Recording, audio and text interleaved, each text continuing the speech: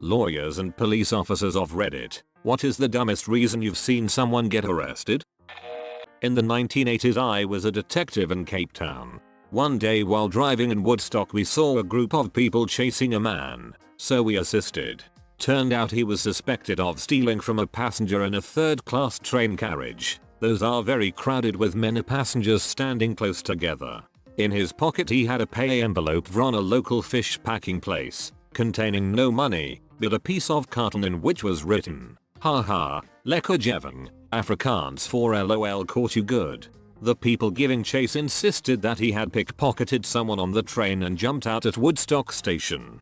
Long story short, we traced the owner of the pay envelope. His name and employee number were on the pay envelope, who said that after being pickpocketed twice before and losing a week's wages, he hid his money in his sock and made a decoy with the top of a pack of 30 cigarettes on which he wrote the Afrikaans taunt.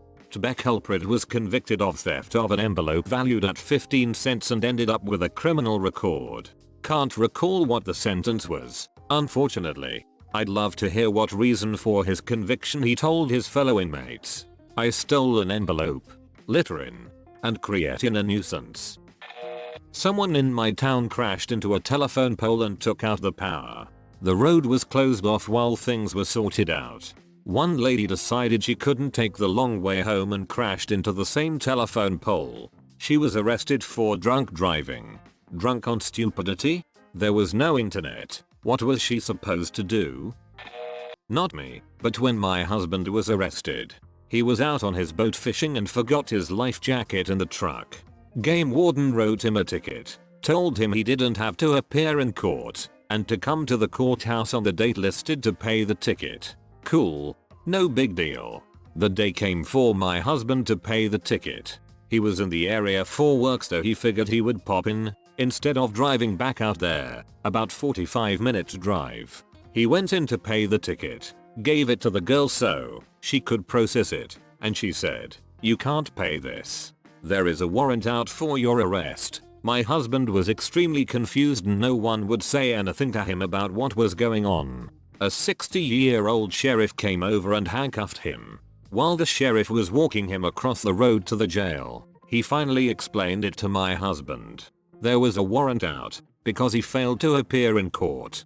Remember, the game warden said he didn't have to appear in court and even checked on the ticket that he did not have to appear. My husband told the sheriff that and the sheriff knew. He also knew this particular game warden. According to the sheriff, this was not the first time this had happened. I ended up bailing him out and he was on probation for a year. This is such bullet if the sheriff knew. Doesn't matter if the sheriff knew. He has no power to cancel the warrant. What's bullet is that he actually got charged. I am a social worker that works closely with probation, and in most jurisdictions I have worked and they would have just put him on calendar and resolve it then. Wait, if the ticket said he did not have to appear, checked box per OP, how would he know he had to appear? Exactly. I was on a ride along. Guy gets pulled over, hands his brother's it to the officer. It is not a good match. Officer asks him when he was born. He gets that one right. Asks him how old he is. He's off by 2 years. He's being put in the car and the officer says, "You're the first guy I've arrested for bad math. When's your birthday?" 22nd of February. What year? Every year. Get out.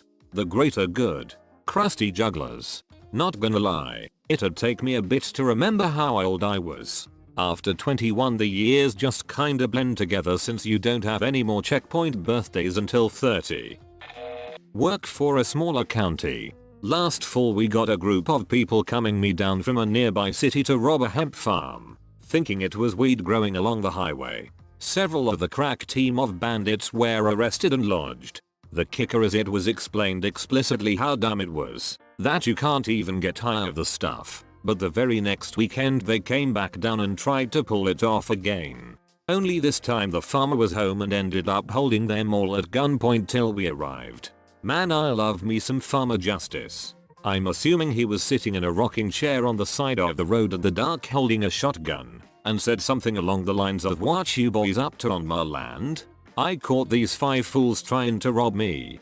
There were 8 of us. Like I said, I caught these 5, still holding warm shotgun. The best part is that I know a couple farmers who 100% would do this. Farmers don't frick around.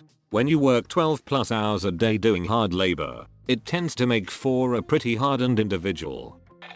I arrested a guy who continually called 911 asking police to bring him weed and a cheeseburger. He then proceeded to eat the foam padding of my roll bars in the back seat. I've never seen someone trip so bad. I was a seasonal officer at a beach resort. One day I was stuck in the substation working on a bunch of reports when I hear another seasonal officer and a senior officer get dispatched to a hotel for unknown reasons. 2 hours later and I'm still doing paperwork. In fairness, I took a break for lunch, and both of the officers come in with arms full of large brown paper evidence bags, like the 2 feet tall ones you out groceries in. They start pulling out the most varied amount of drugs I've seen ever. Something like 2 large vacuum bags of good weed, not the dry it, 2 pages of LSD tabs, a gallon bag of shrooms and a bunch more. Apparently this 19-year-old had come to the beach to deal. He had paid for a few nights at this hotel. Well, he missed his checkout time and the hotel needed the room, so the housekeeper let herself. She undid the covers and found this buffet of drugs. The kid ended up showing up while the officers were searching his hotel room and they got him. Impressive haul. This is like the epitome of the only break one rule at a time rule. I think it's the epitome of stupid. If you're going to deal drugs, do it from a controlled environment, and don't leave your stash unattended. Don't head out for a late morning constitutional on checkout day with thousands of money's worth of drugs sitting alone in your room. Exactly. Don't break the rules while you're breaking the rules.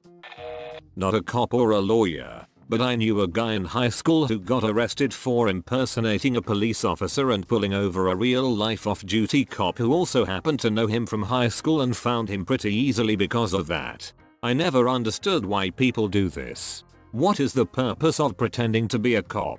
Does it give them some sort of power trip or something? Usually, they were ejected from the police academy for being too power hungry, so they try to make up for it by pretending that they didn't get kicked out. There's also the people who use it as a way to steal things, much like someone waiting until you go on vacation to break in and steal your it. They just go up to you and pretend to be a cop and steal your it. I know how annoying it is when people do this, but I'm not a lawyer or a police officer, but I do know the dumbest crime I've ever heard of. My dad's helmet from university.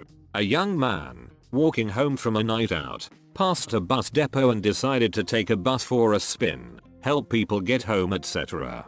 Upon return to the bus depot, he was arrested on a few charges including drink driving, endangering the public, and a weird form of theft as he returned it without prompting. Following the charges, he was released awaiting trial, likely going to receive a nasty slap on the wrist, some fines, maybe a short prison stay, and a suspension of his driving license. Not long before the trial, he needed a good night out with friends, and he walked home past that same bus depot. It was just too tempting. He served 2 years. You'd think they would have improved security at the bus depot after the first incident. I know. At least put a padlock on the giant gate. Or like a guard dog or a freaking scarecrow or something. Honestly, if there's an unsecured bus-sized hole in your facility, you might as well be the scarecrow. A scarecrow dressed as a mum waiting to give a boy an ass whoopin'. I work in police dispatch. You would be surprised how many people with warrants call and request officers to come to their house for unrelated things. Guess they just assume the officer won't run them. This reminded me of something a friend of mine went to. He's a first responder in Scotland, work with the ambulance service, but from home. They go to medical emergencies in their own cars as volunteers before an ambulance arrives. They wear slightly different uniforms to regular ambulance crews and usually have plain vehicles.